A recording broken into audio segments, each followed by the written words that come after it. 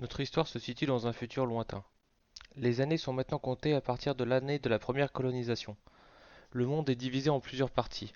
La majorité du monde est gouvernée par les Fédérations Unies, une immense démocratie essayant de faire respecter plus ou moins les lois du gouvernement central, mais a de moins en moins de pouvoir. Notre histoire se situe dans deux petits États indépendants. Le premier, l'Union Rouge, a été fondé en 219. La volonté des fondateurs était de rompre avec l'individualisme ambiant. Ils voulaient créer un nouveau monde. Un monde où chacun se projetterait non plus sur sa personne, mais sur le groupe.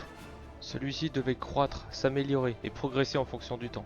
Il devait progresser et prospérer. Pour cela, nul besoin de démocratie. Il fallait les plus compétents au pouvoir. Ceux-ci devaient diriger pour et par le groupe. Afin d'améliorer le futur, l'eugénisme était pratiqué à grande échelle. Et afin de détruire toute source de corruption, même les familles ne devaient plus exister. La seule appartenance était le groupe. La vie de chaque individu est éphémère, mais la vie du groupe, elle, est éternelle. Par le groupe, tous survivaient.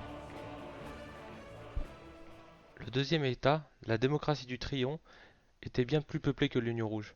Elle était issue d'une fédération de 3 planètes qui s'étaient révoltées, estimant que le pouvoir central était trop éloigné et ne gouvernait pas pour tous. Ces 3 planètes s'étaient rassemblées, mettant en commun leurs ressources et créant un gouvernement commun. Ce gouvernement, basé sur une base démocratique, était contesté. En effet, les ressources semblaient confisquées par les plus riches, et beaucoup dans les classes populaires se révoltaient et étaient particulièrement revendicatifs. Ces deux États menaient une guerre permanente depuis de nombreuses années.